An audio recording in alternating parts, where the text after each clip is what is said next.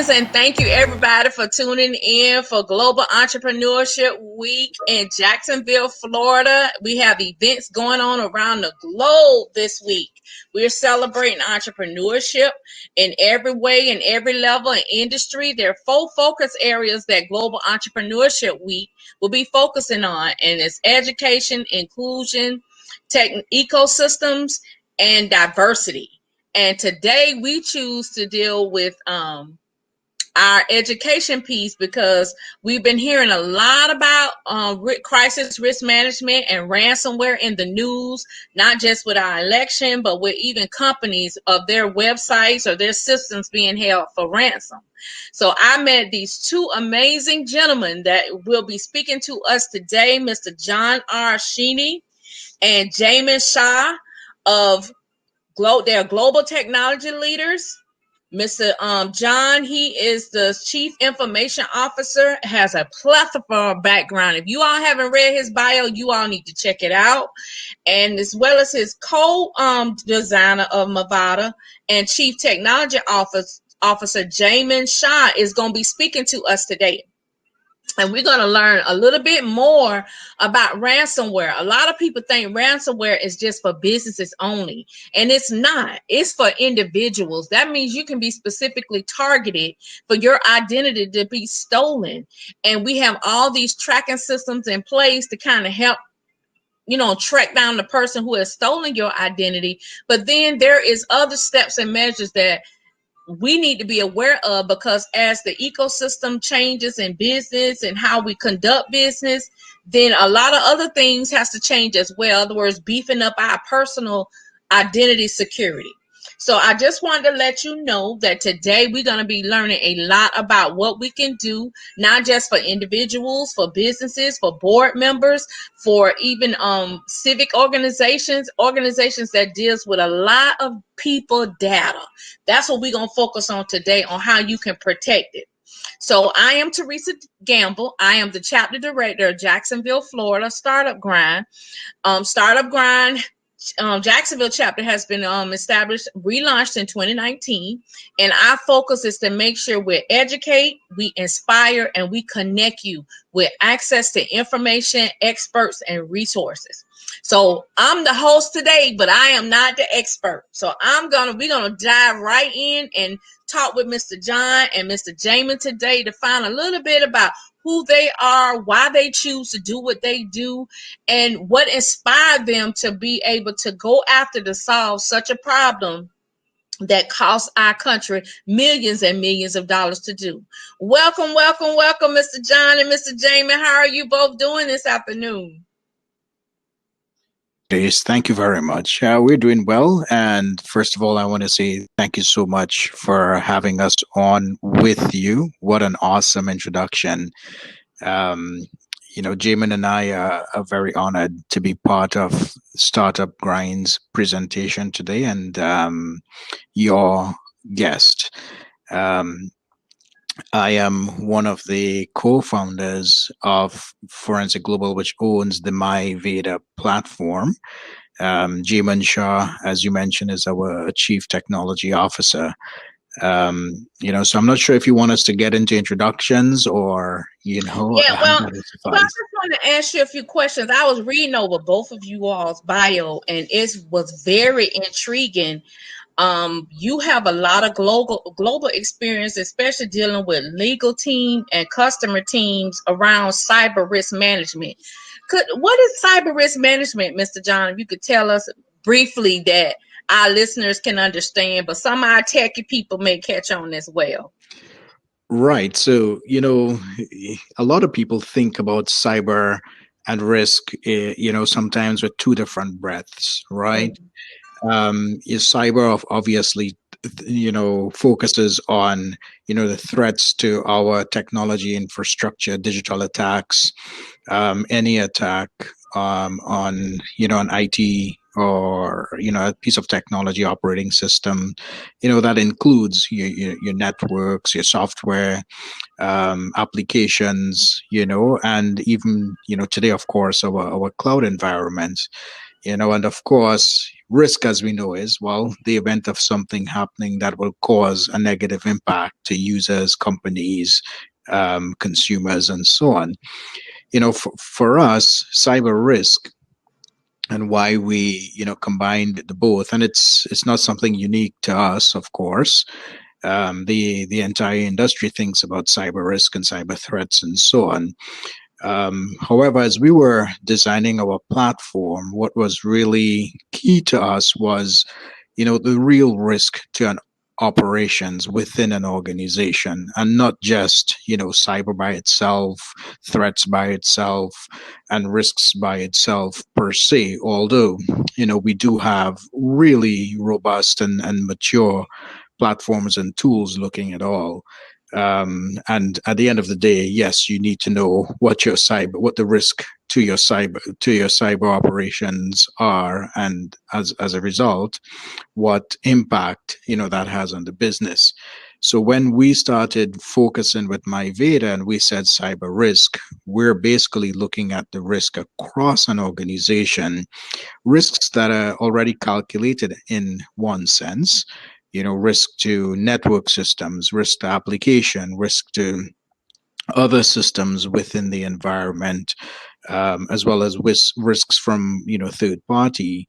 All that compounded together, creates sort of a total overarching risk for an organization. So for us, that's basically how we look at cyber risk from our perspective.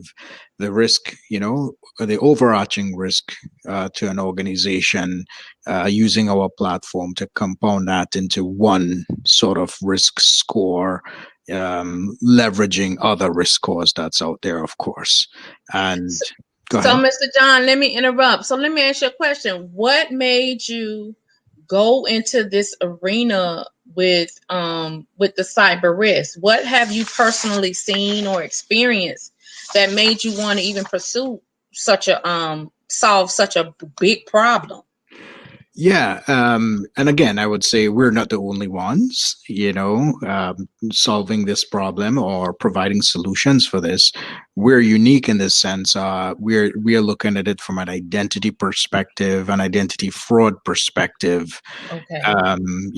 and of course, then we're looking at the cost of impact based on that cyber risk, I just mentioned for an organization, so that from a board perspective, we can quantify, the cost or the logic behind why someone may say, hey, the CIO puts together a business case and they want an extra $5 million for security operations.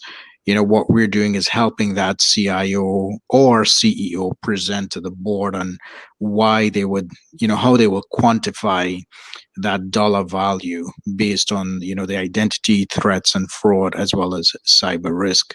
So, for us working in industry, one of the frustrating things for me was, I've acted as, head of security for, some pretty large organizations, and I've also led security. And what's really frustrating is that search for data when you have to present a report to senior management, especially if you're trying to present a non-technical report, but you have to draw on the technical aspects, to quantify, well, what's your risk impact, what's the cost of that risk, if we don't do something, should we accept it, what's the acceptance cost, and if we have to mitigate, well, what's the investments we would have to put into place, and what kind of controls are we going to tie that into, where an internal auditor would be, oh, great, you guys are doing fine, you passed my internal audit. Or alternatively, when a third party auditor comes in, they're looking for specific things to either pass or fail your environment, and we have to take that into consideration, especially in publicly traded with, your SOX 404 and your ITGC controls and so on. So, the So, germination, Mr. John, sorry. Mr. John, let me break it down in layman's terms. So, you're saying that in order for you to present to your board of company to present to their board of directors of ramping up internal security to prevent breaches, an individual will need to have to be able to collect this information in a manner where it not only just gives a department or a specific division snapshot, it needs to give an entire snapshot of the organization where technology is being used. That is correct. Got it. Got it. Okay. So, how did Jaymin come into play to create MyVayda? How did you two connect? So it's an interesting story. I had an offer from a former employer. Well, I had interest to be hired by a former employer. And, at the time of that interest, I really wasn't keen on leaving the job I had. Right. Fast forward almost a year later, the company and I that Jaymin was with had another conversation, and I ended up joining. That was about, a little over 4 years ago. And, you know, Jaymin was part of the organization that rolled up to me. And, we met, obviously when I was looking at, restructuring the organization and so on. Someone, mentioned Jaymin's one of the smartest person when it comes to identity and access management and security. And, they spoke about the good work he did for companies like 7-Eleven and Pepsi and, IHG, the travel agency, travel services company, sorry, out in Atlanta.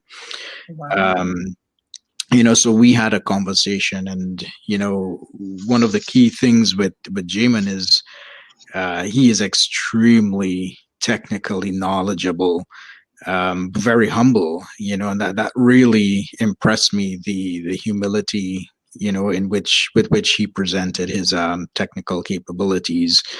Fast forward, a couple of months, maybe a year, we had run through some severe, technology escalations and challenges, from some of the clients we worked with.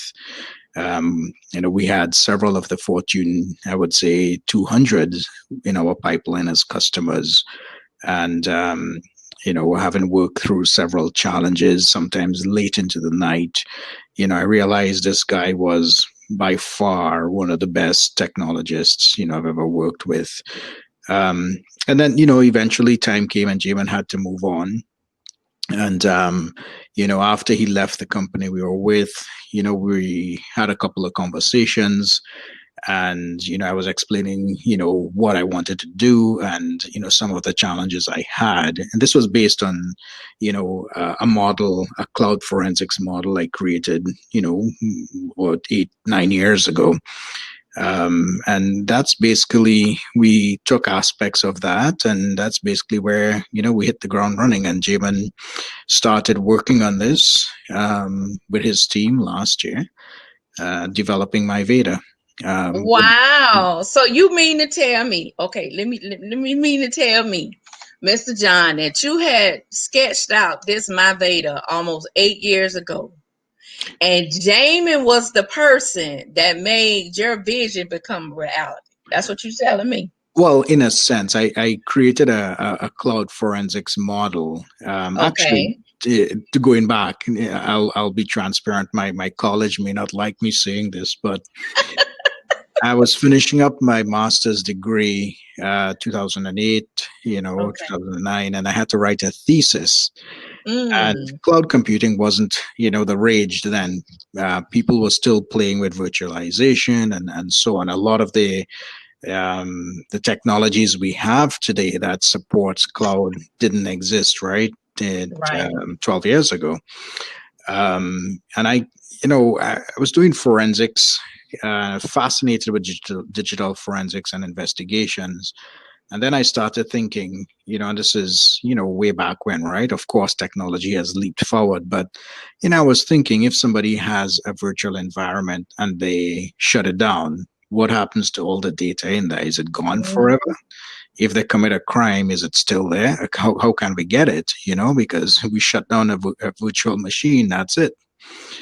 So I mapped out that cloud forensics, and I was about to present it for my master's thesis, and a colleague said, if you present it, the college would own it. And I panicked and I said, okay, I'm not going to do this. Mind you, this was 48 hours before we had to submit it. And I'd been Oh, working on this wow. thesis for about 6 months already.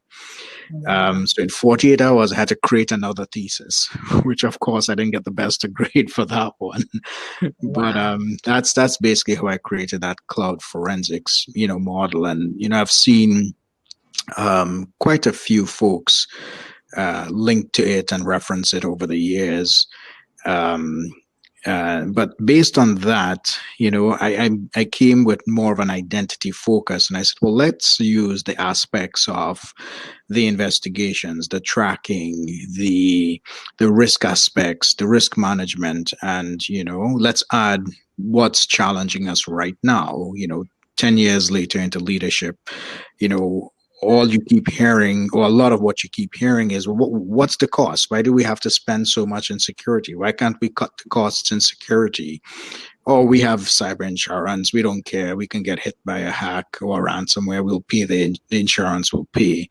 But that doesn't solve the problem. Uh, Right. and one of the key things I heard from several board members was, can you guys quantify the cost? Okay, tell me why we should authorize 5, 10, $15 million. Tell me, what are we getting back? Because if we give marketing $5 million, we know we expect to see maybe a $50 million return on that $5 million, right, from sales and so on. So that's basically how we started, extracting part of what I did in that forensics model to create this MyVayda platform, which, it Wow. doesn't really focus on forensics per se, but it's, more identity tracking, more cost optimization, risk management, and, system health kind of thing. So this is the I would say, I'm trying to come up with the layman terms. This was pretty much as like your prerequisite model of a person, of what if this was to happen, if a company get to a level or a stage that it grows so big and so wealthy and become a viable target for hackers to try to consume, or take their data, or either hack their employees to get inside knowledge. You are looking more to help them pre-plan or have a pre-insurance policy in place before it actually happens. I wouldn't say we want to have a pre-insurance policy in the traditional sense, right? But we want to make sure they're prepared. Yeah. Nobody can get away from being hacked if it's if they don't have the right controls, they don't have the right policies, your processes, skills, monitoring in place, right? Right. For instance, and it doesn't matter the size of your company. Once you are, we have seen small companies, we have seen medium-sized companies targeted, and of course, the large ones always hit the news, right? Right. But small companies may not have the strength of security protection that larger ones can afford, with consultants and staff and technologies and so on, right? Right. So they would be a key target for some hackers. And, in one instance, some of them may be subcontractors to a larger company, such as, Target had an air conditioning contractor, Mhm. and, there was, if you look at what happened with Target, we all know that they weren't initially, they weren't the attackers. When Target was hacked, a couple of years back, they did not say, we're going to go zero in there and hit them hard, consistently till we get in.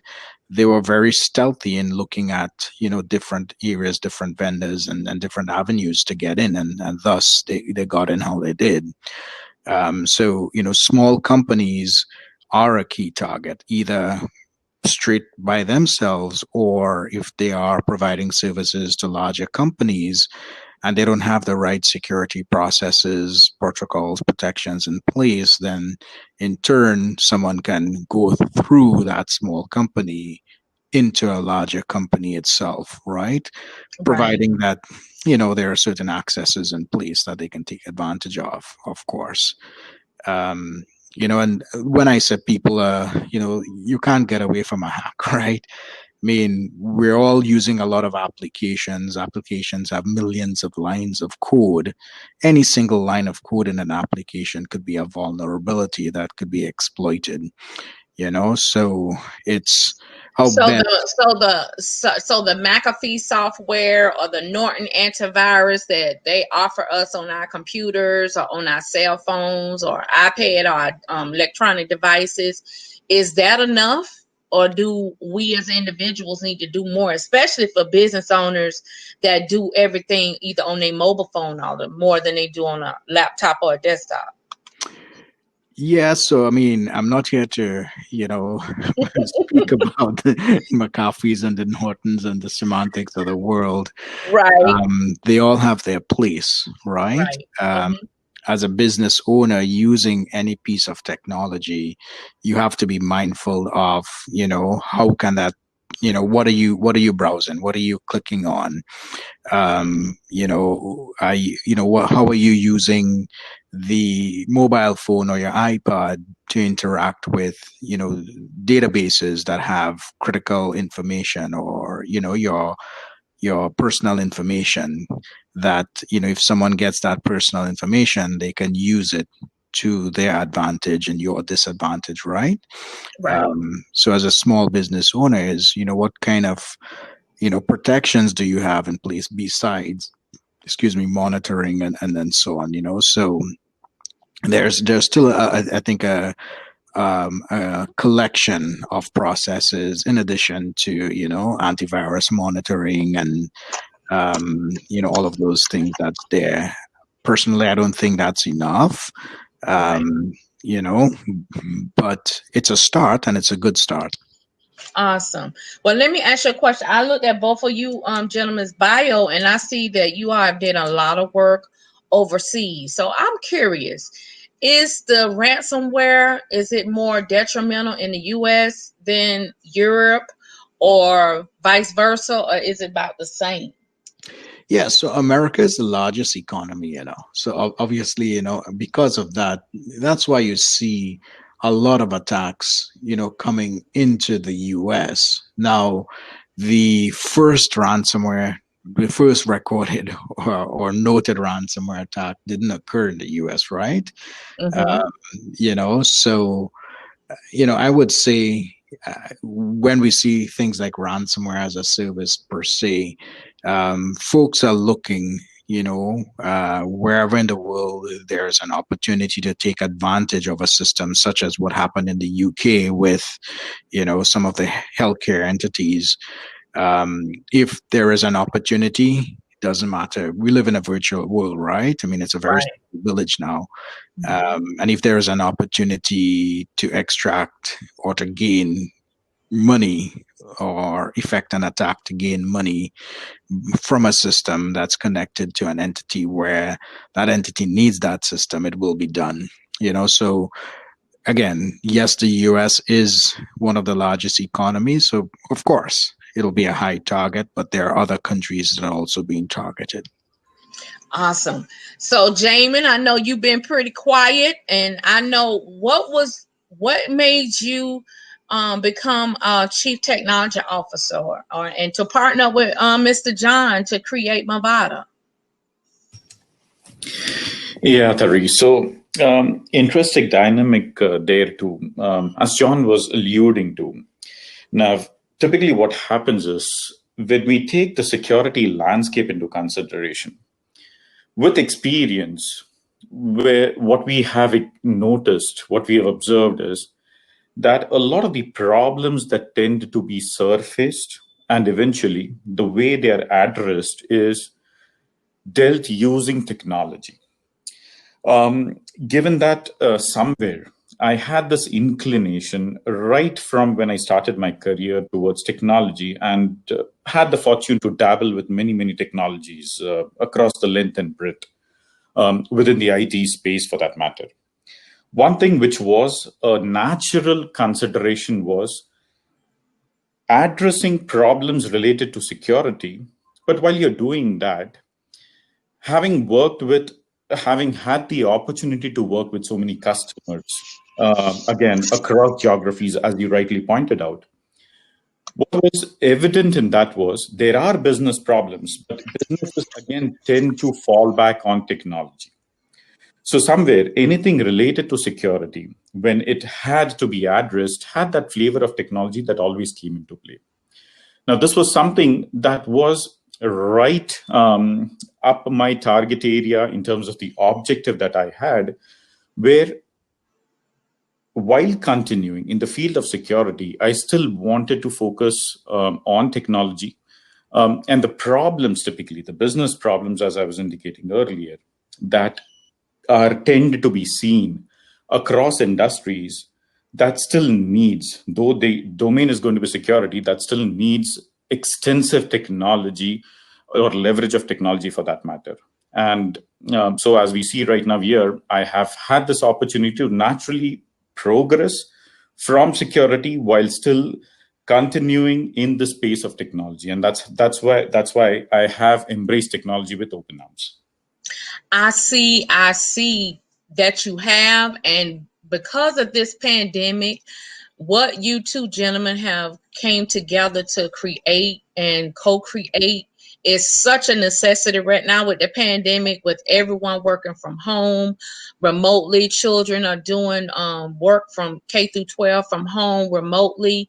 People working, corporations are having staff to work from home remotely. So I can see what you all, this product has to offer that will really help a lot of corporations who have to really depend on their staff and protecting students from this identity hack and this identity theft. So I just want to say kudos to both of you for staying ahead of the game and sticking with your passion to produce such a ransomware identity theft protection platform to help a person or a business to determine how to mitigate their risk, not just with the security protections, but also knowing how much monetarily that it will cost them to do so and what their return will be on the investment. So I heard Mr. John didn't mention a lot of the companies, but I have talked with you all on several times, and you all are not no little peon. Y'all done work with some major companies that I'm familiar with, like Oracle, and Mr. John mentioned earlier you have worked with 7-Eleven, Jaymin. What is your favorite industry, both of you, that you all like to work with? I'll let Jaymin go first. Yeah, thank you, John. Thanks for the honors. So, within this industry space, again, if I were to be put in a spot and pick my favorite, it'll be the banking financial. Yes. And the reason I say that is, again, I'll just try to qualify that. The reason I say that is somewhere what my experience has been, this has been one of those industries, the banking financial in particular, where creativity has been at its best in terms of the innovation that they bring to the marketplace. Mm-hmm. For that, as a matter of fact, some of these innovations that we have eventually seen being adopted across other industries are the ones that have been conceptualized and have gone through a stage of evolution within the BFSI space. And again, a lot of relevance as far as security is concerned. And the other reason also is because BFSI has seen that maturity. They are a little ahead of the curve. And when I say BFSI, I'm also including the insurance segment within that.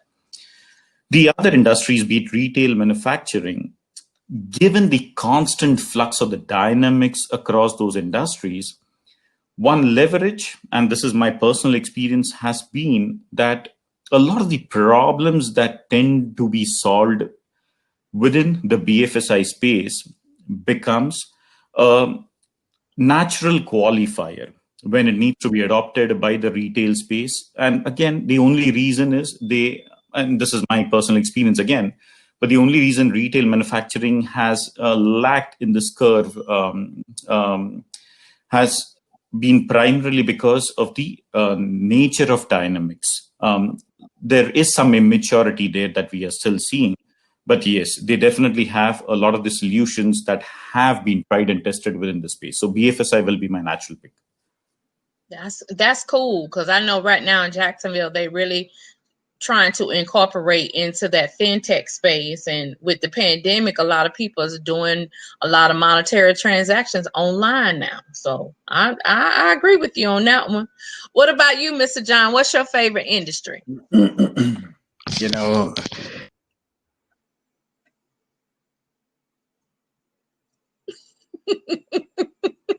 You have done so much. I bet it's hard for you to choose. Did we lose him, Therese? I don't know. Mr. John, are you there?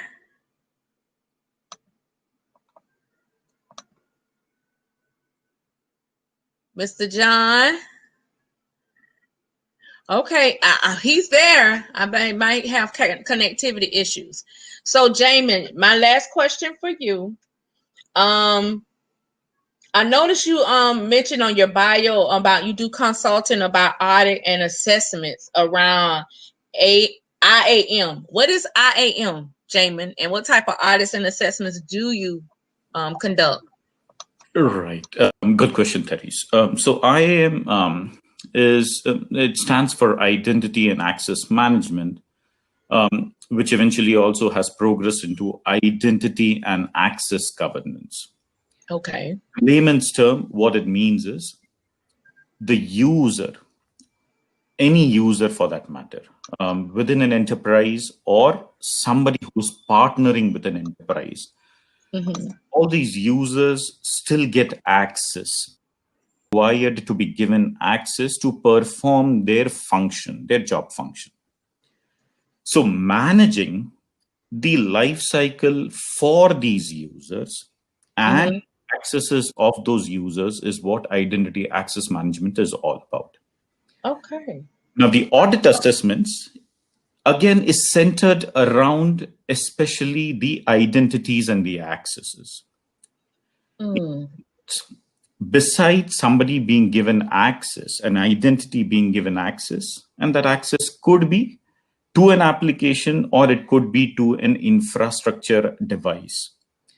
Whatever be the case, but once an access has been given, there is still a lot of there are a lot of auxiliary processes that still need to be enabled, which are required to monitor and also audit in terms of what is going on with that access.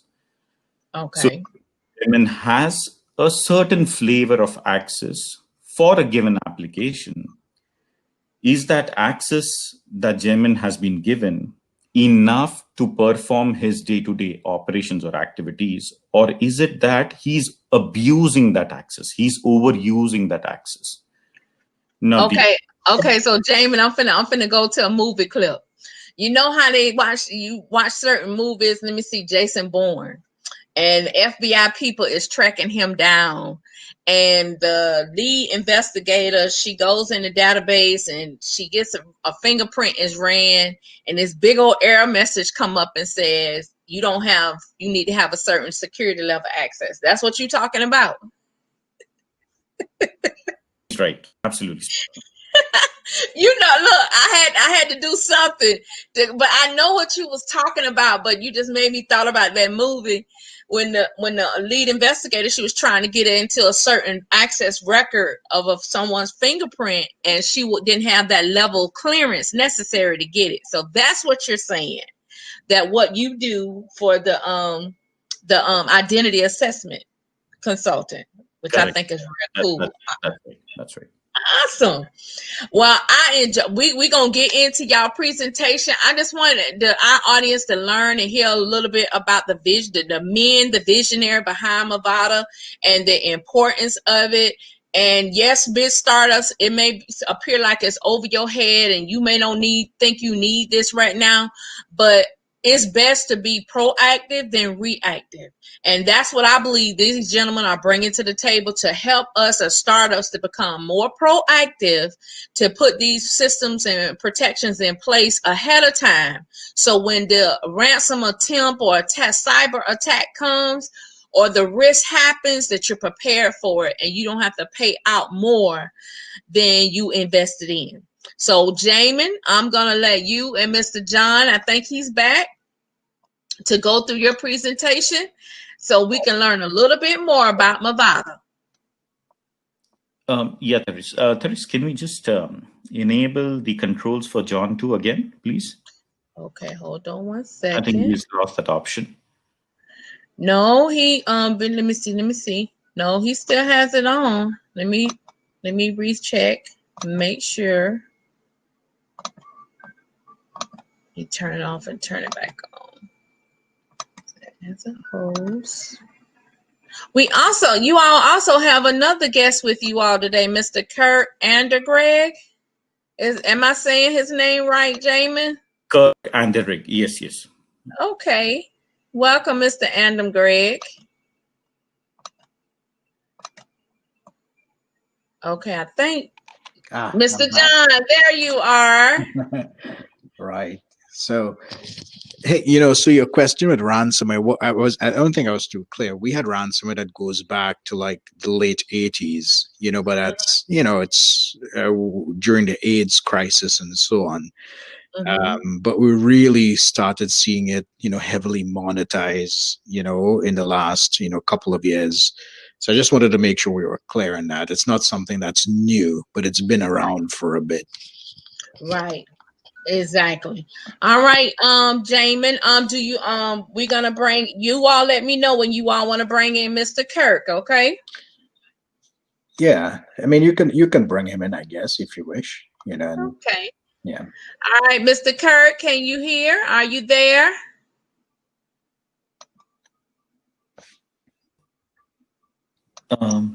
He's there. Now I think he has a. There. All right. Mr. Kirk, are you there? I'm here. Can you hear me? Yes, loud and clear. Welcome. Nice to meet you. Perfect. Thanks, Therese. Nice to be here. Awesome. Tell us briefly a little bit about who you are and what you do and how you know these two amazing gentlemen, Mr. John and Mr. Jaymin. Yeah, so I'm the CISO over at Advian.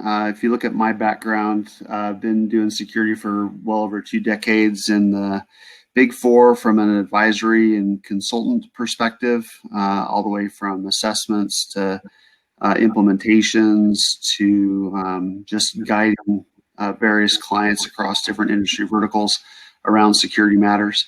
And then once I left the Big Four, I moved over into more of an operational type role, focused on not only internal, but also as an outsourced provider, helping other people manage their day-to-day security operations. And I've been doing that for, say, the last 8+ years or so. So over the span of my career, I've had the opportunity to interact with these two guys on several occasions and different client environments, and always a pleasure kind of interacting with them and picking their brains and helping them as much as they have helped me. That's amazing. I love it. Teamwork made the dream work. I love it. Absolutely. Yep. All right, Jaymin, you have the floor, sir. Thank you. Yep.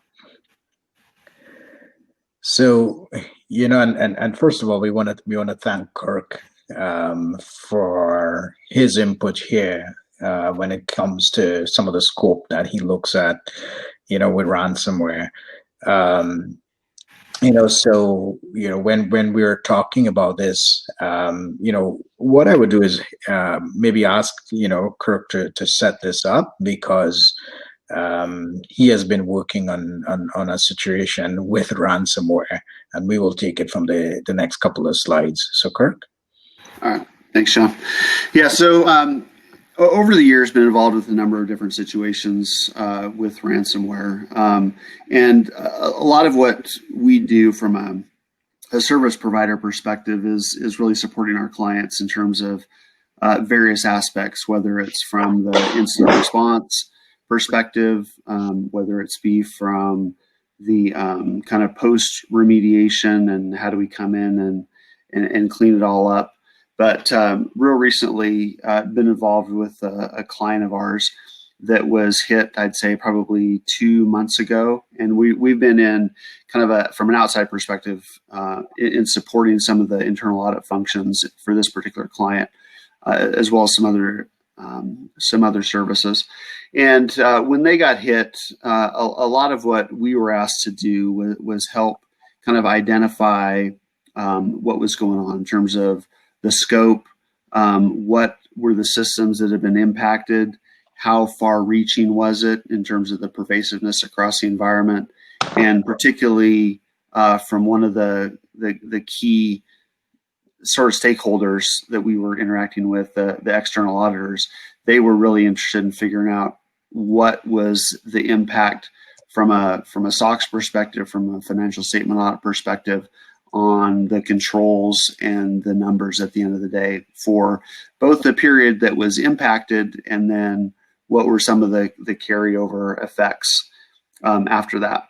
So as you can see on the screen, there was some series of different questions that we needed to make sure that we help management answer to external audit in terms of the what, when, and the how of the event, and then really understanding kind of what the impact was, as I alluded to, from both a data perspective and a financial systems perspective, because those are kind of the big important aspects, those 2 points there around impact.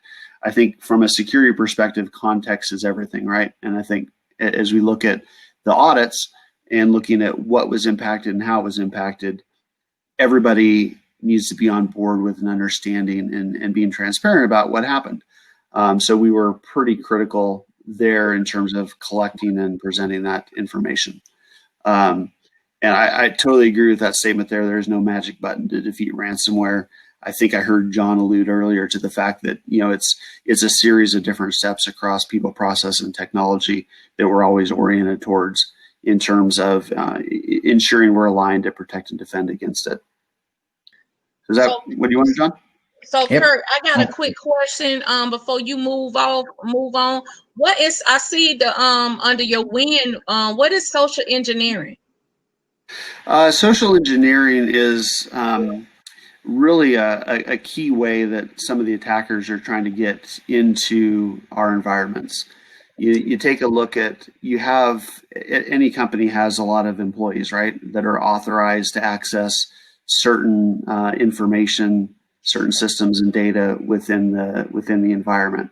And social engineering is just a tactic that's used to try to understand about the targets, like looking at your profiles online, understand about from a LinkedIn perspective, hey, what is your role?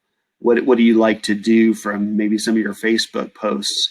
And really what that allows you to do is orient your tactics towards appealing to those characteristics or interests that you have that's sure to set kind of set the hook, right? They call it phishing for a reason, because it's aligned with going after a fish, as part of a sport, right?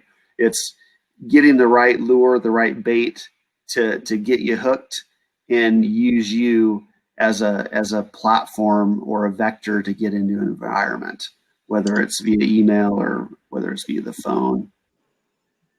Wow, I like that explanation. That makes a whole bunch of sense. So I know when I get my team, you cannot be using social media. Just be really careful. Yes. Yeah. Thank you for explaining, Kirk. Go ahead. And it's so amazing, Therese, that you see people posting on Facebook and Instagram and all these other social media platforms, and it makes me really nervous because honestly, you can tell someone what they do, what's their daily life like, when do they go to Starbucks, or what's their favorite restaurant, how often do they eat at that restaurant, or when are they going for vacation?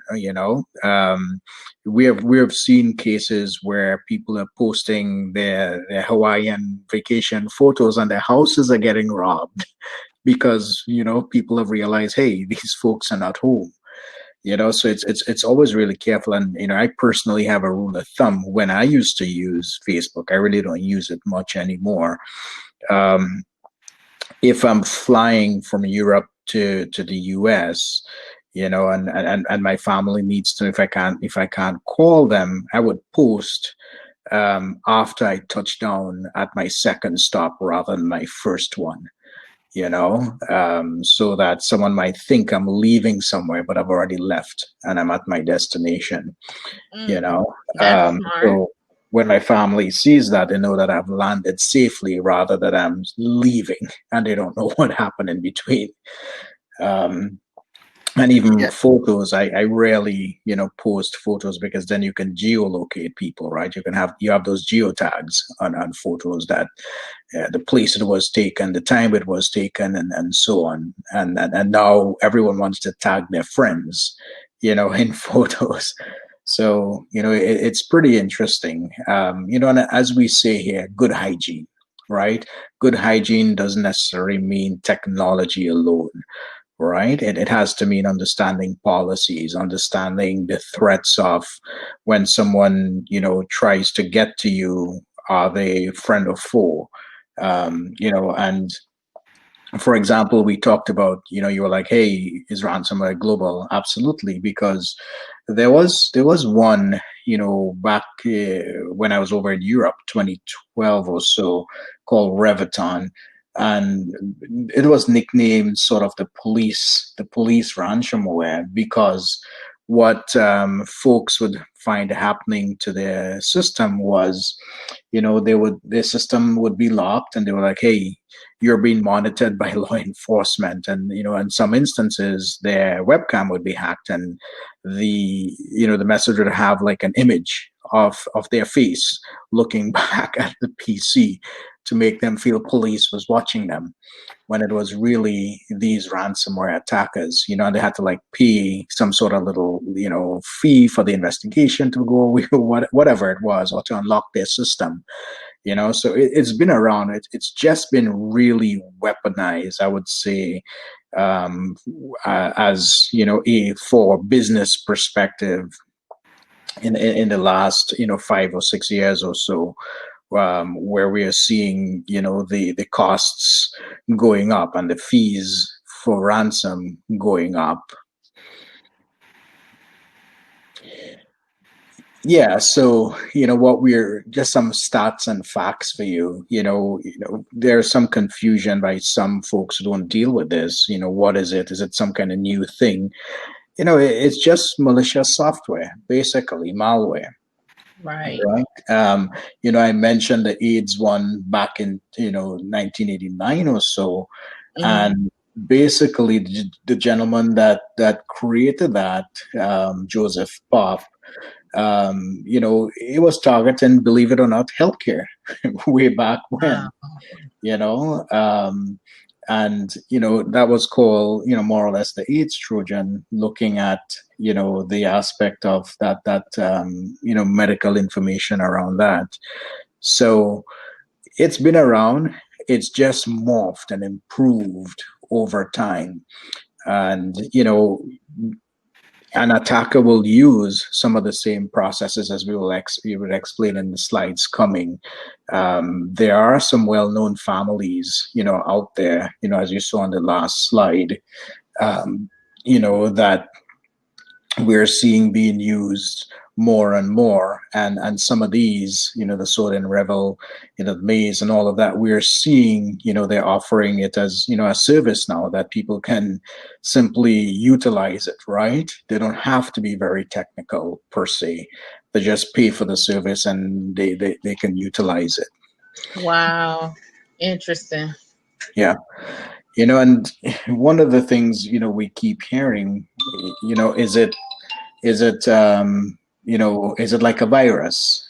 And yes and no. A virus is malicious software, right? But basically it copies and multiplies itself, right? And it basically it propagates. It just jumps from one to the next per se. And with ransomware, it's all about, well, Therese, you have all your clients' personal information in this database. I'm going to lock it so you can't get it. Oh, wow. Want the key to unlock it? Pay me for it. Wow. That reminds me of this. I think it was Lake City, Florida, here in, not too far from Jacksonville. One of the hackers got into their the city database system where the individuals had to pay their utility bill, and most of them, they had the community paying everything online. But because the hackers got control of their systems, they had to manually come in and pay their utility bill, but they couldn't post the payments until the city paid the ransom to get back control of the site. Yep, absolutely, and that's what we're seeing, and we'll share a little bit about that. We talked about Baltimore and Atlanta, in later slides. Okay. And that's the whole thing, right? It's not necessarily we're going after large organizations, but we're going after people's conveniences. We're going after how a state or a city does business now, because we go online, and part of going online is not only convenience, but a reduction in, cost of services for the state, or the city per se. So if we looked at the next slide, we have seen 700% increase year on year in ransomware attacks. And, we're hearing that by 2021, every 11 seconds, you would see someone getting hit by a ransomware attack. And look, we're not saying this to scare people.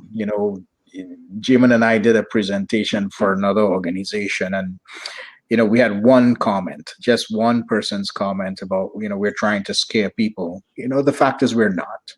We're just trying to be practical.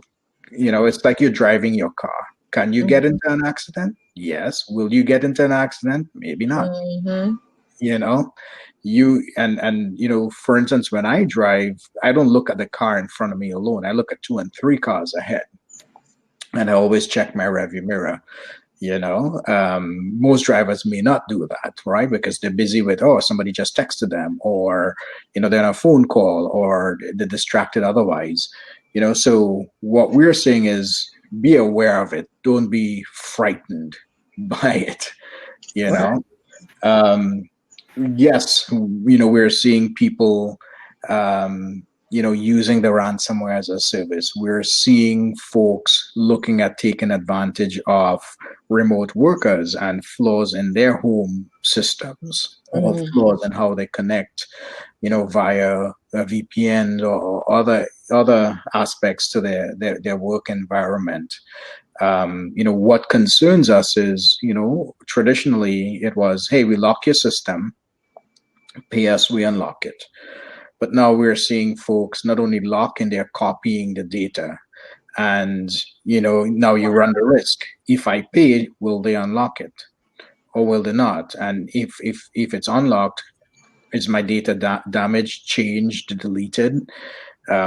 You will still have to run, an audit. You would still have to do system checks and so on. And sometimes you might have such bad data corruption that you will still have to rebuild, and some folks opt to not pay and just choose to rebuild. But that's timely, and that's very costly. Wow, that's interesting. Yep. However, in other words, ransomware is not going to go away. We don't need to be afraid of it, but just know there is a solution for it.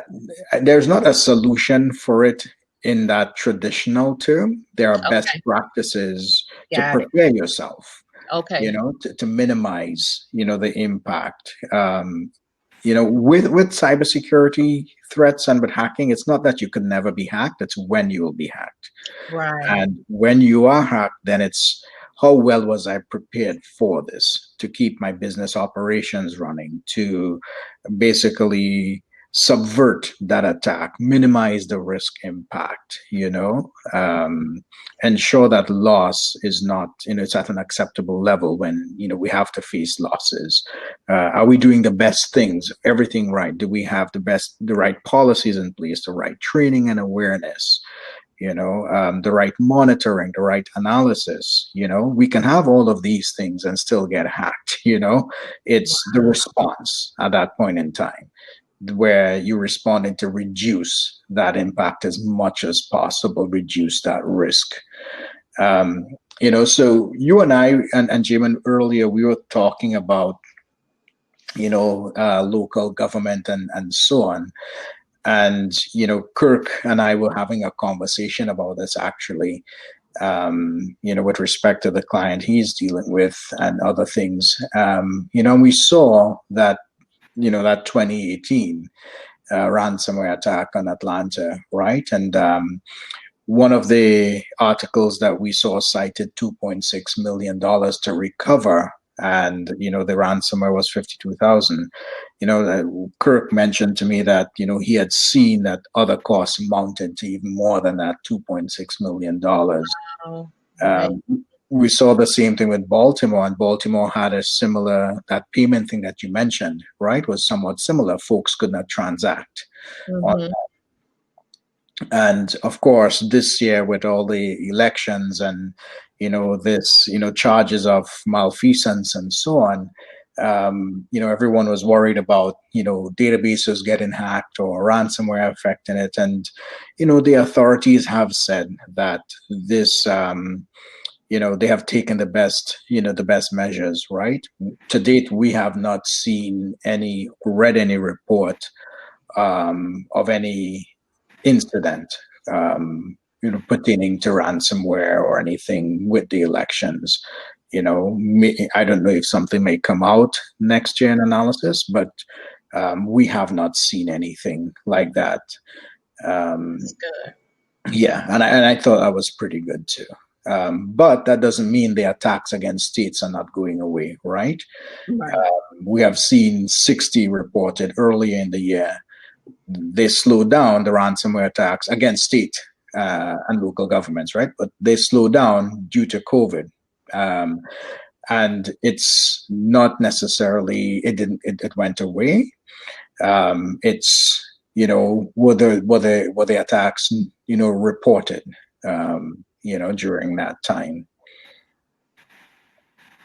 Interesting. So, now when we start talking about the actuality of, what can and cannot happen, yes, ransomware can infect and disrupt election systems, and typically I do it one by one so that we can talk about it, but we have all the data up here already, the talking points up here. So we know it can happen, right? The thing is, when it comes to elections and so on, what is the concern? The concern is voter registration, right? The databases for that. And not only, the concern about changes to active registrants or anything like that, but rather on the eve of election, if something is unavailable, then what happens, so that should always be, top of mind, preparing for scenarios like that. And, some of the things that not only applies here, but it applies to anyone, that has technology systems, is ensuring they have multiple backups, right? Now, the thing is with backups, you have to be careful that they're clean backups, because, we have seen cases where backups were infected with ransomware anyway. So when you try to restore it, boom, you're locked again, So ensuring that those backups are, you take it in a manner where, it's tested and, it's clean per se, in inverted commas. Air gapping was something I know, Kirk mentioned during his time with segmentation and zero trust. So air gapping is basically ensuring that it's not connected right. And Kirk, if you want to give an example of how you guys do air gapping, maybe you can, jump in. Oh, so I think the whole concept of backups is incredibly important, as you alluded to, John, and not to focus specific on air gapping just right now, but as we look at kind of the evolving nature or the evolving techniques around using ransomware, we've noticed over the last year plus that when the attackers are laterally spreading across the environment, oftentimes they're searching for those backups, because historically kind of the whole nature of the backup was designed to quickly restore an environment back to its kind of pre-ransomware condition, and quickly accelerate restoring business processes back to how it was. So there's been kind of an evolving nature of how we've looked at backups and how we've secured backups, not only separating those backups from the domain, kind of from where anybody can touch it, only allowing specific services to connect and utilize that backup so nobody else can get to those, or even so far as to have kind of manually pulling things off and restoring it in a completely separated and segmented environment. I think we've seen kind of all sorts of different practices, but ultimately it's how do we make sure that nobody can access our backup copies? That's really what the intent is. Wow, that sounds like surgery. That sounds like surgery. Yeah, But it's better to be safe than sorry. That's amazing. All right, John. absolutely. What's next? So we're going to walk you through how a ransomware attack occurs, and in the next slide, Jaymin, um, you know, like with any attack, you start with campaigning, where you talked earlier. You mentioned that social engineering aspect, right? So the whole aspect of a campaign is you're looking as an attacker. You're looking at the landscape. You're looking at the landscape to see who's out there, what are they doing, are any doors open? Can I walk in, or do I have to break a lock and walk in? Right, in a campaign. Once you get all that data, then you can, and you know how you can get in. Then you can start working on the second phase, which is more or less dropping that initiation of that infection itself. And then we go forth to the third step, which is your setup, your fourth constant search, and then the encryption. So in the next slide, Jaymin, if we can skip forward, basically in that campaign itself, what we see is that initialization via email, and of course phishing with that bait.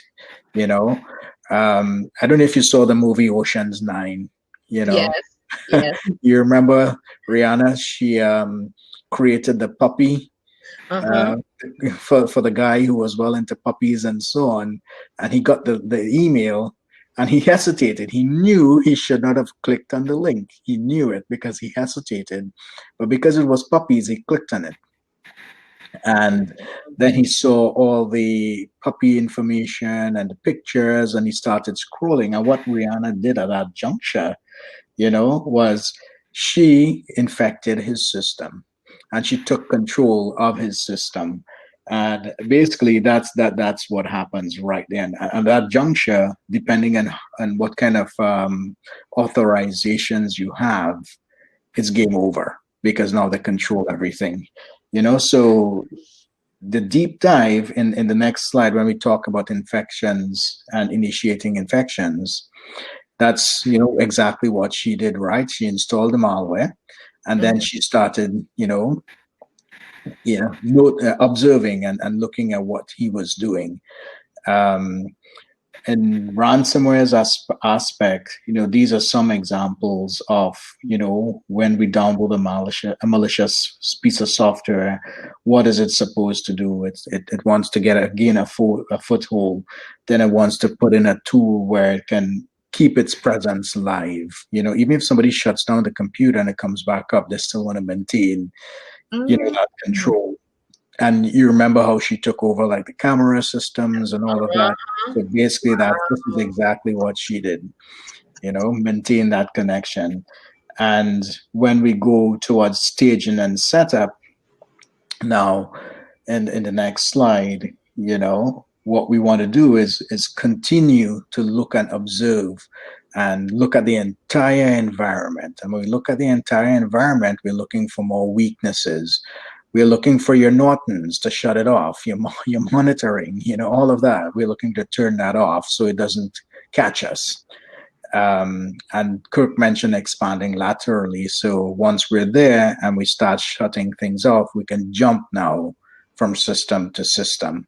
Wow. And if you are an administrator, it's great for us. We can take your credentials now and log into other systems and so on. So that's basically what happens, during this environment, this stage. Sorry, and of course, in stage 4 with the content search, as we talked about the lateral movement, it's what are we looking for now? We're looking for what's in if you have backup servers connected, what's in there? If you have other databases systems, what's in there? Can I take anything? Can I lock? Are there any transactional systems, I can lock? And at that juncture, on the next slide, once we figure out what we can lock, we then encrypt it. And then it's panic, right? At that juncture, because we can't access the system. So that's it at a high level. If we look at it, one of the ransomware that's out there called Ryuk, because they target enterprise environments, they have earned over $9 million, in ransomware, in just 52 transactions. So that's a lot of money for just 52 clicks. Wow. Yeah. So I'm reading that you're saying that the Department of Treasury say it's illegal to pay ransomware to cyber criminals. Right. That's an interesting, statement there, because it happened October 6th, and we have been, trying to look at, more information when it comes for that. Basically, Treasury's Office of Foreign Asset Control issued an advisory, and that advisory warned, cyber insurers, financial institutions, and others, that pays ransomware not to encourage ransomware payments, but also to be on an alert that could risk violating OFAC regulations. Because rather than trying to reduce the exposure, what they can be facilitating is, well, if you pay, then that means it's viable. We will keep effecting ransomware attacks because people are paying it. So what they're saying is OFAC will, put into place sanctions on, these threat actors. And there's the aspect of enforcement and penalties, where they're saying that with their economic sanctions guidelines, they're looking to put in place assessments against organizations for violating U.S. economic sanctions law. And there will be civil penalties based on the value of the transaction, the ransomware payment, ranging from $1,000 to over $300,000. There will also be criminal penalties that could be fined from $50,000 to $10 million, and imprisonment ranging from 10 to 30 years. Wow. For violations, So that is where the GDPR came in, and the that they launched is to kind of counteract some of this activity or to be in compliance with OFACs. Not necessarily. GDPR is Global Data Protection Regulation, and that's a totally different aspect. Got it. Okay. That's for data privacy itself. And California Consumer Privacy Act is going along the same lines of GDPR, but they just focus on data privacy. Got it. Okay. Gotcha. Because I've heard people use GDPR, very loosely. And I want to make sure our listeners, whoever listening now and later, to understand that GDPR is different than what Mr. John and Jaymin and Mr. Kirk is talking about. All right. Continue, gentlemen. Yeah. So, we, with the platform that, we have, Kirk and his team leveraging, we thought we wanted to show it a little bit to you all today. Okay. So, Jaymin, maybe you can flip to the demo. I think we're actually going to do a live session. Oh, wow. Interesting.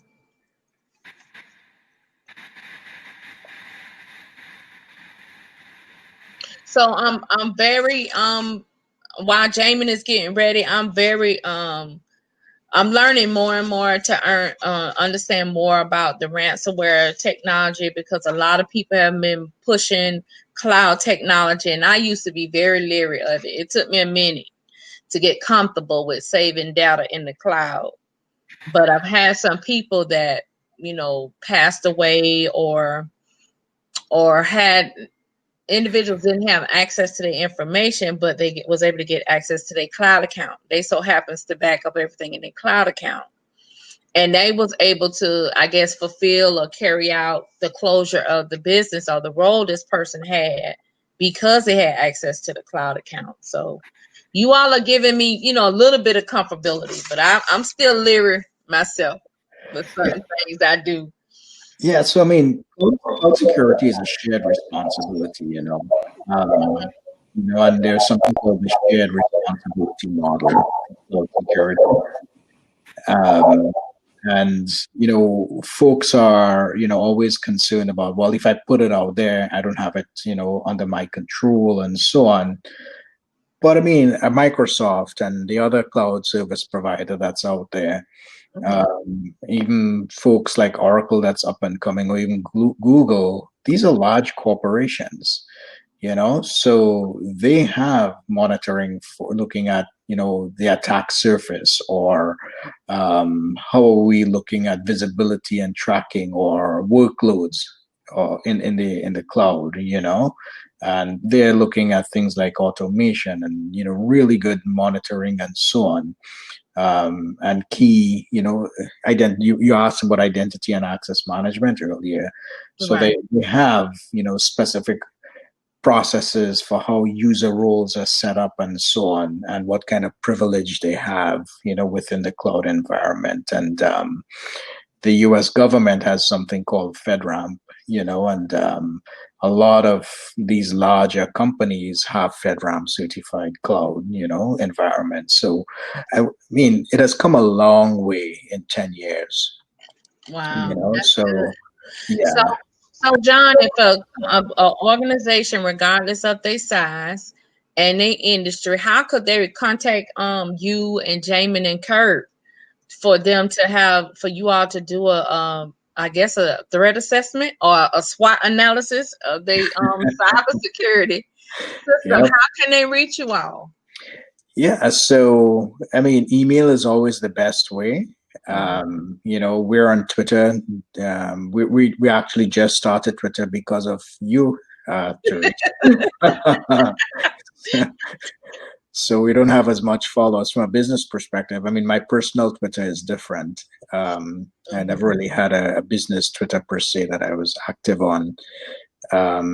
So email john.shende at forensicglobal.com or jaymin.shah at forensicglobal.com. That's the best way to get us. And of course via you, right? If someone. Of course. So, do y'all have a website up for MyVayda yet? Yeah, so we have a forensic site. We are actually launching the MyVayda website. We kept MyVayda in stealth, right? It's still a startup. We have what's called a minimum viable product. We're looking to add aspect of artificial intelligence in it. We're already using machine learning. And we really didn't want to put it out there until we had that minimal, viable product, or MVP, as the business calls it. So we will be launching that site, MyVayda, MyVayda.com, very shortly. Awesome. I'm looking forward to it. I'm quite sure Jaymin gonna make sure, and Kirk gonna make sure all the bells and whistles on their website. Absolutely. That's amazing. So those of you that's listening or tuning in late, Mr. John just went over what is the anatomy of a ransom attack, which I think is very cool and very understandable. But also, Mr. John, how can you help a startup who already is overwhelmed, trying to launch the business, trying to get customers, trying to make sure they're doing a business model? And even Kirk, you can jump in. How can a startup leverage this, especially with a lot of service industry people like myself? We're trying to move from offline to online. And when you doing those type of services, we have monetary transactions, how they pay, trying to streamline how to do invoicing and contracting. What do we need to do besides the normal stuff that comes with our technology devices to be prepared, even though we know the ransom attacks are going to come? Well, the ransomware attacks for extremely small, we have seen individuals got hit with it, right? We have seen individuals and small businesses. But, as we talked about ransomware as a service, no one's going to invest, a lot of money in a ransomware as a service to go after an individual whose net worth is, $5,000. You know what I mean? They would probably want to go after some of the medium-sized state and local government, things like that, high network individuals. But small businesses starting up. I know Kirk has been doing a lot of work, with some of the smaller businesses in their portfolio. So I would defer to him based on his CISO, credentials there, for what he's seeing in the field. Okay. Yeah, John, and I would say that a lot of it is just kind of focus on some of the basics, right? I think we've got and we've used a kind of a methodology that does an assessment against various criteria that we've seen as being very critical to either inhibiting or stopping this type of attack from a ransomware perspective. But I mean, I'd say, aside from that assessment, it's really just kind of focused on what are we doing from a system hygiene perspective, and typically that would involve looking at your patches, right? Assessing what are some of the configurations that you have in the environment, making sure that you've got good password controls around your critical accounts, and supplementing that with your two-factor or multi-factor authentication to make it more difficult for somebody to use authorized user accounts for nefarious activity. We've talked about kind of the backups, another big area of focus. I know that a lot of times, from a startup perspective, you're really focused on kind of moving forward, right? And building up a lot of the key aspects of the business. And part of that, and I think we've seen a lot of the effects of that over the last year from a COVID perspective, and that's really a focus on business resiliency, right? Those aspects that, hey, what are the riskiest parts to my business, whether that's the processes, whether that's security, and making sure that you've got kind of the technology aligned and the processes aligned to help reduce that risk. And, I think we've helped people out, just conversations, assessments. Always happy to have conversations with people. But that's kind of where I guess I would start. It's kind of rely on some of the experts that are out there that can help you through this. So you can focus on what matters the most to you and what you're best at, right, as a startup. And that's the idea that was in your head around some problem that you're trying to solve, and let other experts handle the rest of the matter, right? That's amazing, Kirk. I'm glad you said that, because I do have the password protection. I have the two-step verification authentication to my email, to my phone. So that you let me know I'm on the right track. I'm doing everything right after my identity being hacked about 2-3 times. Yeah, you learned. It's good. Yeah, I did. Mr. Jaymin, what's going on? Yep. So a good segue. Here is now both John and Kirk mentioned about the hygiene that needs to be in place. Some of these very basic, but eventually, when we think about it, what essentially happens, we tend to get so engaged in our day-to-day operations and activities, for that matter. And when I say we, it is the organizations. Now, there is still this element that is required, which is keeping a tab on what is it that is going on as far as the cyber risk is concerned. Something which you brought up earlier in a conversation, Therese. There have been historically, traditionally, conventionally, we have seen instances where the cyber risk, the way it has been measured is it has been qualitative. See a red, blue, green color coding, and that is what is the risk posture typically that is graded as far as the cyber or the risk is concerned for an organization. Wait a minute, Jaymin, are you screen sharing? Yeah, I'm just setting the stage before I share the screen. Okay, just want to make sure. Yes, I heard you mentioning colors. Go ahead.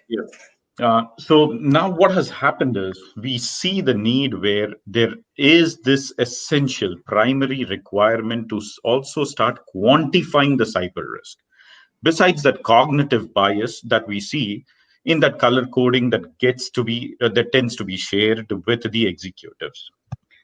Okay. Traditionally, challenges around this have been there has just as we stepped through the life cycle of the ransomware process, we would have noticed that there is this constant changing landscape of attacks. Now, this requires obviously visibility and formalization in terms of what is the nature of attack. And what it also requires is it needs a framework that can allow building a formally defined risk appetite, which invariably will also help in baselining both the strategic investments and the preparedness to respond to scenarios in case if they were to occur. Like the ones that we saw even for ransomware. Ransomware is a classic example. So right now, having set the stage, I'll quickly pull up one of the core features that is a functional module within MyVayda, which we call it as the risk meter, primarily used for quantifying or measuring cyber risk. Let me know once we start seeing my screen.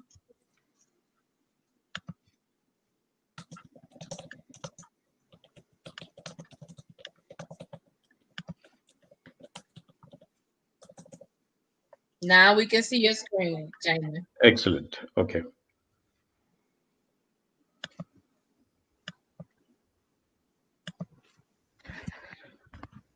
Here, what we are noticing is this is a framework that we want to provide for organizations to start assessing their posture of the cyber risk. What it is doing is it is setting up a narrative in terms of how to build a scenario. Again, if I were to bring out an earlier call out from you there, if you mentioned that it is not only the business units and besides the business unit or the business unit owners, it is not just about applications. You want to get a comprehensive view of how is security or risk trending within the organization. Now, a natural consideration there is what are those dimensions that are required to do that comprehensive risk posture assessment.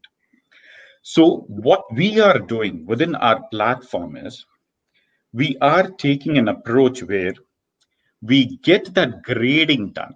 And that grading is where it'll identify the factors that affect the potential likelihood of the scenarios, the risk based scenarios that we expect or anticipate within the IT ecosystem. So in this couple of screens that we are seeing, we'll notice that first we take information around how is the control maturity. And that includes both application controls and enterprise controls. And within the application controls, to the earlier point that all of us were discussing about, is the application using strong password policies?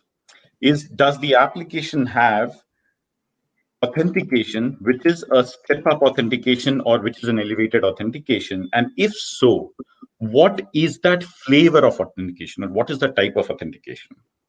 Now, once this information is solicited or obtained from the application owners, what the framework does is it moves on to the next step, and that next step is where it brings out all the assets or the devices that are or can be potentially impacted using whatever is the information that was captured in the earlier step, which was the control script. But along with this, the assets, what it essentially also does is it then moves on to steps into the other elements of what is the current vulnerability that is being observed. Again, the vulnerability, as in the vulnerability posture that is associated with the types of assets that have been seen, observed, or marked to be applicable or relevant for the particular risk scenario that is being staged.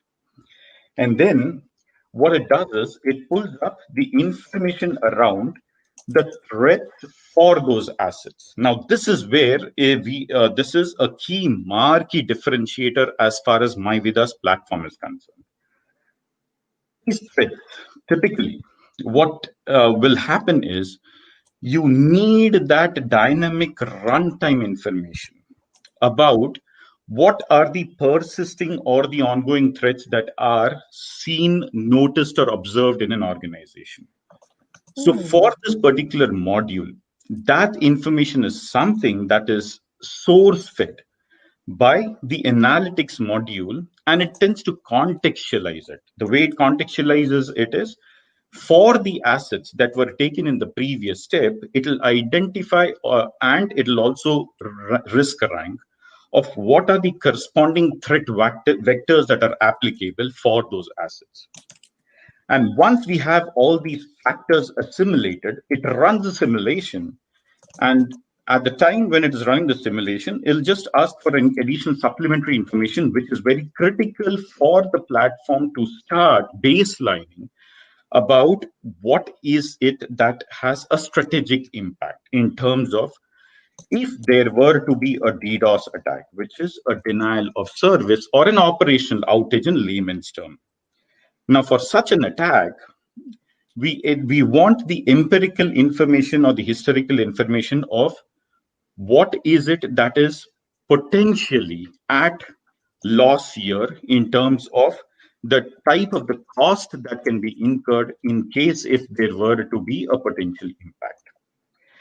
With all the input that has been factored in these steps, the platform in the module, this particular module, which is the risk quantifier, we call it as the risk meter, it then runs a simulation and it pulls in a score along with supplemented with the quantification in terms of what is the dollar value that is potentially at risk.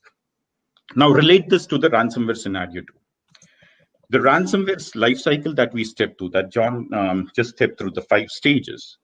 Step 3 and step 5 within that, or step 4, I'm sorry, were the ones where we had seen that once a malware is infected, or sorry, once a ransomware is placed, is delivered, the subsequent traversal that happens where either credentials are compromised or privileges are escalated, for either of those to happen, there are indications within the environment which can be pulled by the platform. And what is that indication? It is this threat, the table that we are seeing here. So the platform will pull up that threat by monitoring, by constantly keeping a tab in terms of what is going on as far as the persistence that has been established by that particular piece of software. And in case if there is something that needs attention, in case if there is something that warrants attention, it'll be pulled out here, it'll be surfaced here, and based on this, it will generate both, as I said, a risk score and a quantifiable dollar value of what is the impact that needs attention. So this is one of the offshoots, a classic example of where is it that MyVayda as a platform is providing a capability to perform an analysis of how is it that the cyber risk maturity is currently configured, as well as what are the steps that are required to elevate that besides whatever is already being seen or observed. That's amazing, Jaymin. So the that cost is per frequency. Each time that person that risk is the higher the risk, the more frequencies that take place, it multiplies that cost. That is correct. That is correct. Awesome. Got it. That is amazing, gentlemen. I done learned a whole lot. Thanks, Kirk, for jumping in today. I appreciate your insight, but I'm amazed at how this has not been thought of before, but then it had to come through John for it to come to reality, because I can see this will be very tedious for an organization who do not have this tool to try to figure out how much will it cost them, what will be the mitigated costs, and for them to understand why password sharing is not favorable, why you need to make sure as an administrator that you're not exploring personal accounts when you at work and you have access to so much delicate and data information where it pertains to other people besides yourselves. So I'm just amazed at the platform, and I'm looking forward to hearing and learning more as you all grow. Is there anything else, gentlemen, we need to cover? We did have, towards the end of that presentation, okay, just, a couple of best practices, some of the okay, lessons learned and so on. Yeah, we want those. We need those. We Yep. need those best practices. So if, Jaymin, you Yeah, more than I'll just switch on to the other browser. Just bear with me a moment, please. So, Jaymin, I appreciate you sharing, giving us a sneak peek of y'all state-of-the-art system. I know our listeners that are watching, the way I understood it when they first introduced it to me, I thought about a traffic light with that red, that yellow, that green. Green means go. In their world, I think green means good. Red, you need to pay attention to, because sometimes we see red and we don't pay attention to it. And also it helps us, to be able to monitor our data more better. Because I know, if I'm serving me correctly, Mr. John, there is a penalty if a company or organization have a data breach and people information get out. Is that true? I'm sorry, Therese, could you repeat that? I said, is there a penalty for organizations or companies? Kirk, you can jump in if you know the answer. If they do not take the necessary steps to protect the data of the people that they're housing, as well as the employees with their internal credentials of having access to that data, is there a penalty?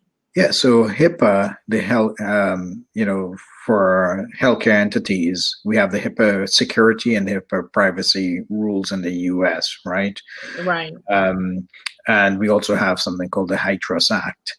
And, there are penalties that the Office of Civil Rights will ascribe to covered entities, healthcare providers, and, contractors working with them and so on, that could range, from a couple $1,000s to millions of dollars based Wow.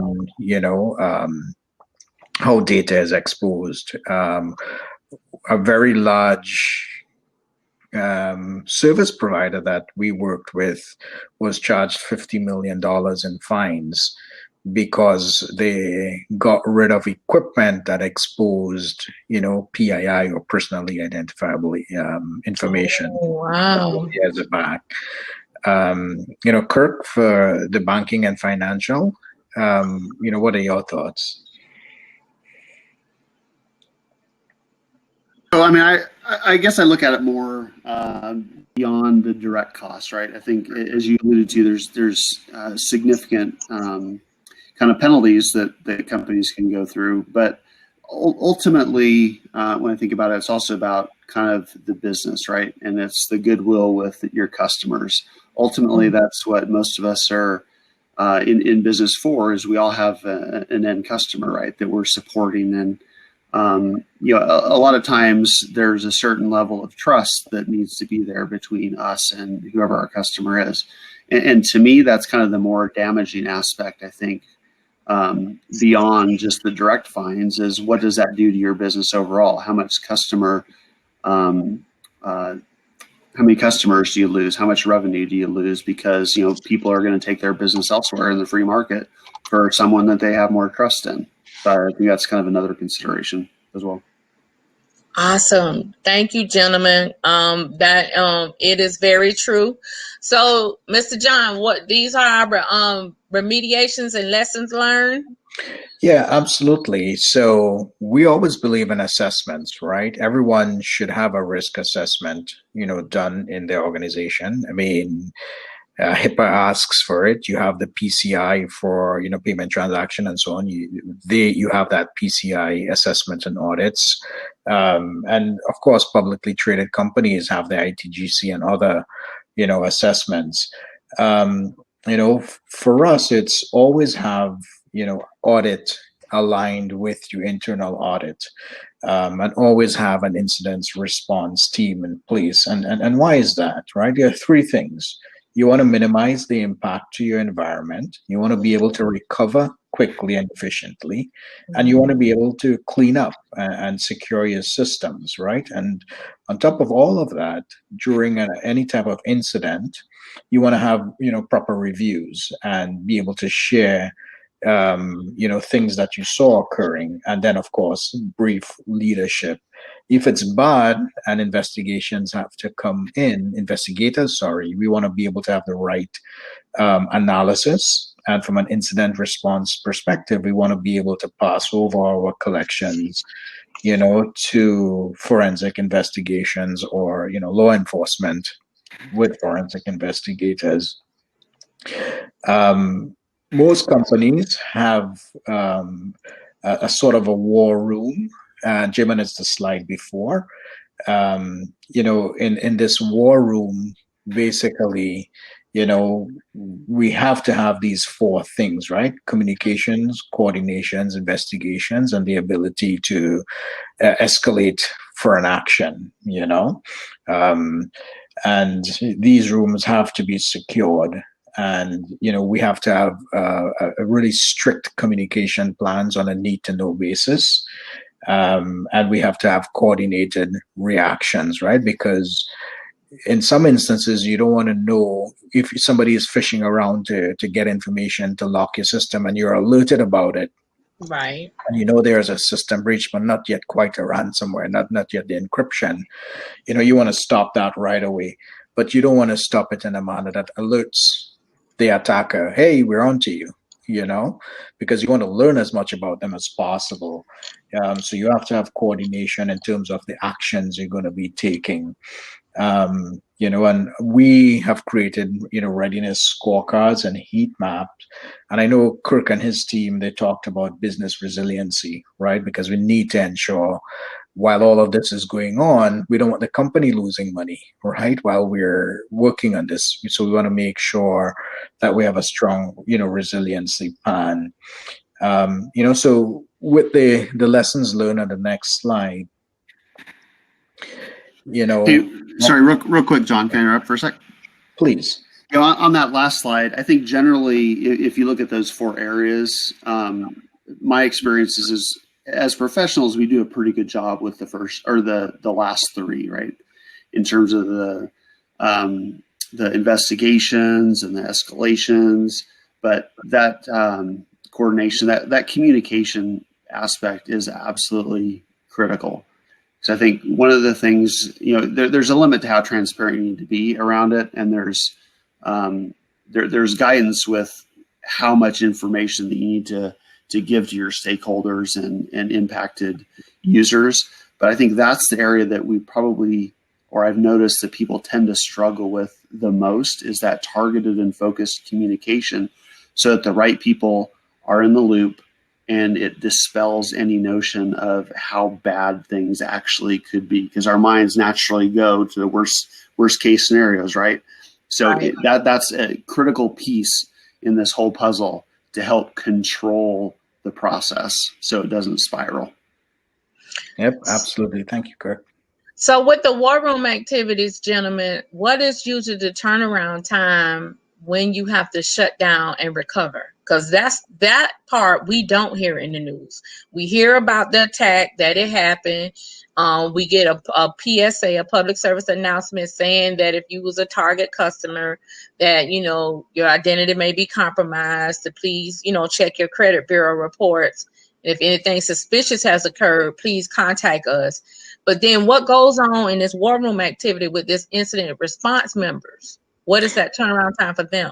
Yeah, so that alert that you get happens weeks, if not months after the initial attack, and investigations has been, occurring. Okay. Due to, based on regulations and so on, companies have to disclose, but they have a window of time to disclose, For instance, one company we worked with, they were attacked, 5 months before they published a notice of what went on in the environment. And, the turnaround time, it varies. It varies on the type of attack, the systems that were attacked, and of course, the size of the organization, right? And the sort of skills you have. So, Kirk, within your experience, what is your range like? Oh yeah, when you were talking about it, I think typically what we've seen is kind of a 2 to 3 month window, honestly. And that's just from when it's noticed to when you start getting notifications out, right? I think that whole process that you described earlier. I mean, we're highly focused in an operational environment on dwell time, right? It's when they first enter to when something actually happens, because that can be quite some time, even up to a year plus, right? And so we're talking a pretty lengthy lifespan from that first campaign to notification and cleanup. But I'd say typically I've seen kind of the 2 to 3 month on average. Okay, interesting. Yeah. Okay. Just to add to that, Therese. So in terms of that typical duration time window, right now, whatever we saw on that, whatever we are seeing on this slide, the life cycle stages for these are identification of an incident, containment, eradication, followed by recovery. Now, recovery is the last pole in the tent, the longest pole in the tent, which is what Kirk was referring to. So recovery is where it is going to take, definitely, there is no finite duration per se, because there's a lot of processes, as well as besides processes, there are some auxiliary items to be taken care of, where restoration of data and rebuilding of the compromised systems tend to happen. But identification and the containment are the 2 stages which needs to have a short turnaround time. Yep. So with the system and recovery process, they will have to have some type of workaround in place in order for That is them to right. conduct business. Absolutely. Okay, got it. Absolutely. Got it. Okay. My other question before you, Jenna, before we wrap up is during this pandemic, a lot of individuals have lost employment opportunities or either their jobs have gone away and they're not coming back. And they're looking to pursue a career, probably in technology, because everything is going technology based driven. Everybody's working from home. From each of you, what recommendations do you suggest to those individuals or someone who just want to do a total career change? We got recent college grads, they pursue certain fields and may not even be able to go that path. What would you three say to them if they want to pursue a career in cyber risk management? Have a lot of patience for sure. You know, the movies sort of makes cyber so cool and yeah, sexy looking, right? Um, Cyber is a lot of it's not as razzle dazzly as you would see in one of these movies, right? Where you're clicking this and hacking that and transferring money and whatever.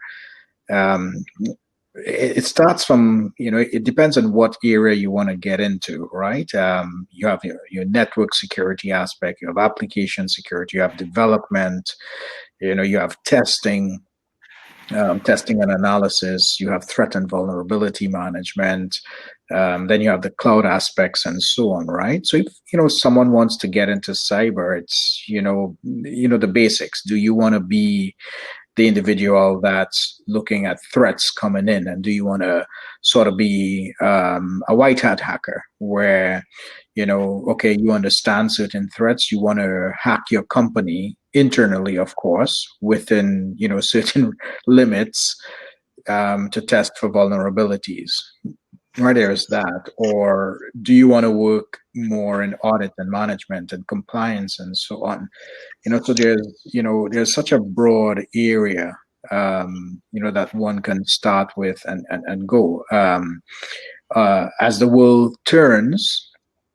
And if I was recommending somebody to start off, I would say, even though you want to be the pen tester, the penetration tester, or you want to be the security operating center analyst, you should understand how audit works. You should understand how policies are created, and then how you transform policies into processes that drives specific implementation of technology. So you understand from a business perspective, an audit perspective, a regulatory perspective, what auditors will look for in an environment. And from there, you can marry how technology should be used, and the best practices around that, as well as, then you can go on into, the bug, bounty hunting and so on. Some folks think that's boring, right? And I was one of those people, to be honest with you. It wasn't until I took a role in the Big Four, working for one of the Big Four firms, where I had to delve into writing policy. Then it really hit me. Whoa, I'm actually dictating how I'm using technology, how technology should be used from a best practice perspective. So I better get this right, because the same things I used to complain about, that I'm sick of these auditors coming in and telling me how to do stuff when they have no idea what I'm doing or don't have any practical experience. It makes better sense that I have that practical experience, and thus you drive the tuning of a policy to make it practical and real world. So that's the only reason why I say that. But Kirk ran, a SOC and TVM and so on. So I would ask him to step in on the cooler parts where, people are looking at traffic analysis and all of that, and Jaymin with application security. guys? Okay. Yeah, I think you brought up a great point, John. I think oftentimes, there's a certain perception around what security entails, right? And it honestly takes some experience and development of skills to get to some of those kind of more profile or more higher profile type positions, right?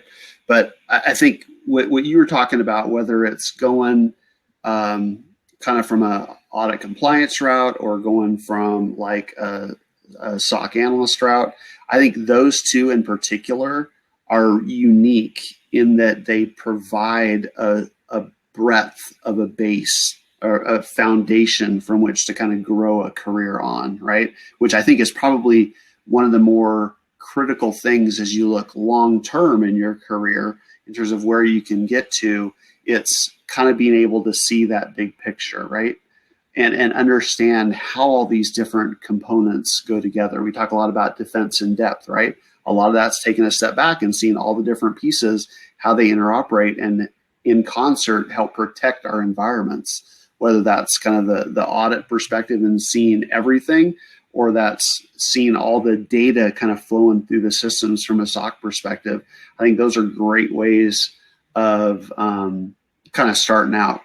I think ultimately, though, from a transition perspective, displaying the hunger to learn, I think, is absolutely critical, because there's so much information out there and there's so many needs that be a sponge, just absorb all that and take it all in, because you're going to have time to kind of get into the niches or specific kind of depth in a skill. But kind of taking it all in, showing that hunger and showing kind of how whatever you've done before, regardless of what it is, translates into the security world. I mentioned customer service earlier, right? And that's a huge aspect, showing kind of how whatever you've done translates into how you can apply it towards security. That's a great way to kind of leverage those transferable skills, right? Along with the knowledge side. I love it, Kirk. What's your thoughts, Jaymin? My feedback, Therese, will be I'll pick a common denominator.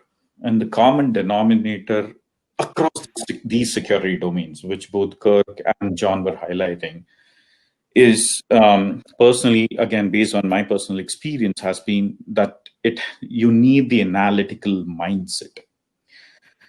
And the second is the logical orientation. Now, if somebody were to have these soft skills, it is easy to equip gradually, progressively oneself with the skill set that is warranted by this particular domain, which is a security domain. So as long as that logical orientation and the analytical mindset is there, it is very, very easy to switch and to gradually progress, irrespective of the type of the subdomain that we are referring to within the security space. Be it cyber risk, be it identity access management, be it application security, be it infrastructure security. This just becomes a logical progression. Awesome. Thank you, all three of you. I love the perspective that you gave to drop some nuggets, because I know there's people they're trying to find an essential worker role or even an essential business role. And we know technology is a big component right now. And I just wanted to ask that question, for those who's watching or will watch the replay later, who interested in getting into cyber risk management or in data security in general. So as a rule of mine, I always allow my speakers to give the last word before we sign off for today. And what one thing would you want to say to a startup, a small, medium, or large corporation as we getting ready to still navigate through a pandemic? We're getting ready to change presidential administrations and then begin in a new year. What do they need to be doing and preparing for? And we're going to start with Mr. Kirk. What do they need to be preparing for? I would say the most important thing to focus on really is the business resiliency, understanding the risks that you're facing, prioritizing those, and targeting them.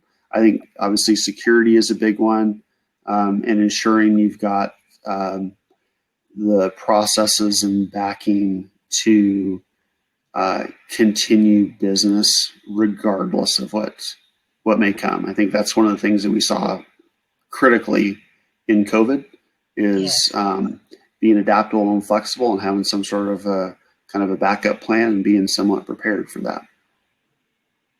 That's good, Mr. Kirk. Mr. Jaymin? Yeah, I would also vouch for the same, Therese. So business resiliency, primarily business continuity and disaster recovery. Because for a lot of these security domains, invariably, one thing that that tends to get a lower priority, again, based on our experience, has been these two fields. Which is always after the fact, and it is not a strategic. There is a lack of that appetite where there is strategy around BCP and DR that we have generally experienced. So again, my take would be it has to be BCP and DR, which should be a key focus area even for startups. Thank you, Jamie. Last but not least, Mr. John. So we're a startup doing our theories, and so, and for, a bunch of security guys who have been around, it's pretty interesting leaving the large corporate environment. I've been through 2 startups that were acquired, in my career. And it's always interesting. Yes, the technology has to be there. Yes, the resiliency has to be there. But, it's that mindset now, that mental mindset of, sometimes being able to just take a breath. The world is never falling apart, despite what you hear that, these things are so dire, all these attacks are happening. My philosophy is, because we live in a technology-driven and oriented world, attacks, hacks, ransomware is just part of life now. It's how we respond to that. We have to have that mental focus, that ability to be calm, to remain calm and think under pressure, rather than get reactionary, because when we react, especially as, startup folks, where every penny counts, sometimes the outcome may not be to the best for us. And, with any startup, that's, something that I can see, it's key, right? To be able to weigh evidence presented to you and then take an action and pivoting back to MyVayda, that's why we built this, right? Because folks, in technology, executive leaders, they have so many reports they read every day. They have so much data coming at them, so many tools, so many platforms, so many consultants. Everybody has an opinion now. Everybody's an expert.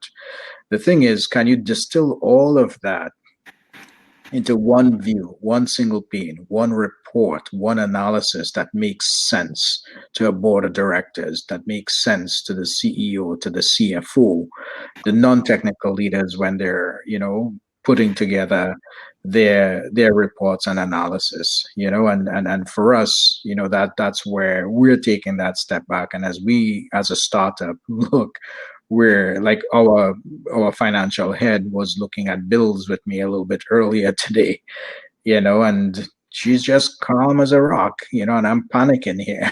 And she's like, well, it just has to get done, so always know, your risks, always know that things can happen, but always be prepared, and remain calm. I love all 3 of your responses. They are very appropriate for the times that we're in. This is Teresa Gamble, the chapter director of Startup Grind, Jacksonville, Florida. We have had an amazing fireside chat and workshop virtual workshop with MyVayda designers, founders, and affiliates and consultants are talking about crisis risk management, ransomware, your SWOT identity. That means that thumbprint. That means everything that you do. And Mr. John said it so beautifully. Wouldn't it be easy if you had all that information you have to track from all those data analytic reports in one place?